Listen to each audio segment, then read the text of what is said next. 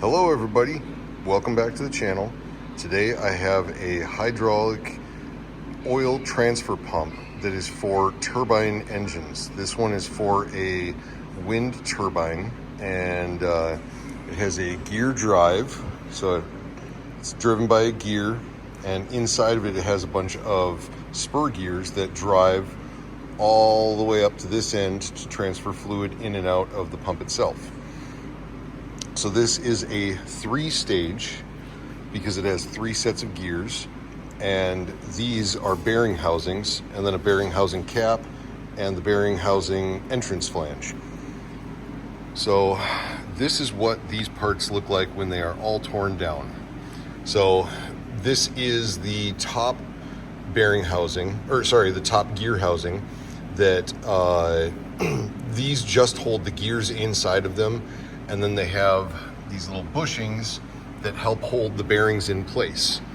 The bearing housing looks like that. It has actual bearings that drop inside of it, little roller bearings, and the spur gears drop inside, just nice and easy. Now, the spur gears, to drive all the way through, they have a spline shaft that goes between, that goes to the next spur gear, and the bearings support it on each of these with the bronze fittings in between. Now, a lot of times on these, the problems are you run out of oil, and when you run out of oil, you end up getting gear lashing. Come on, focus. So you can see that shiny area on the shaft there. That is gear lashing.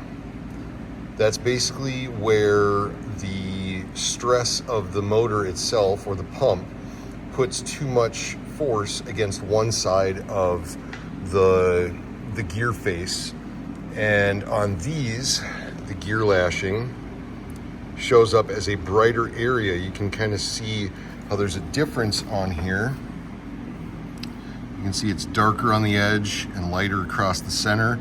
And you'll also feel a ridge on here. And then on the corresponding gear, it's going to be on the opposite face. So you can see that it's brighter in the center and then darker on the outside of that gear face. So those gears are bad. They have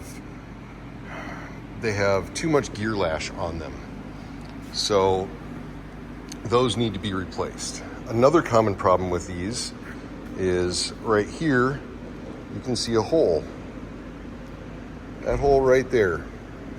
That is from high pressure blowing the oil all the way through from the inside port.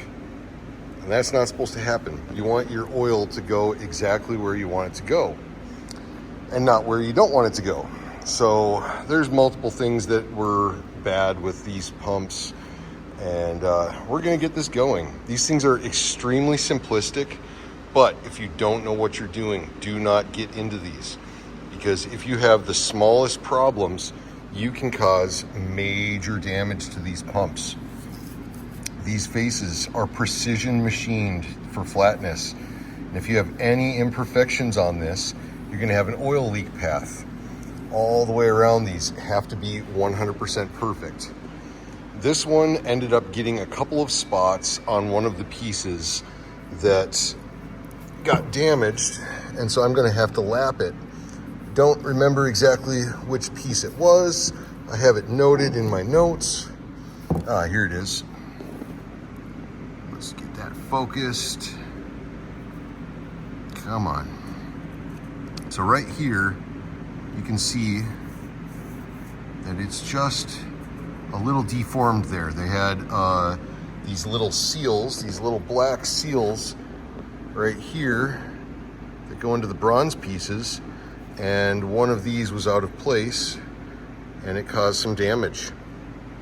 So if you don't know what you're doing, don't get into these. But if you do know what you're doing, these are extremely simple. So if you have any questions about pumps like these, let me know. I have dealt with quite a few of these. I get contracts for turbine work, for all sorts of rotary equipment that are extremely specialized. let me know what you want me to talk about. I need to create more content, and I want to know what you want to see. Please let me know in the comments. And don't forget to like and subscribe to this video. I got plenty of stuff coming, and I'm going to start doing some giveaways soon. Thanks for listening.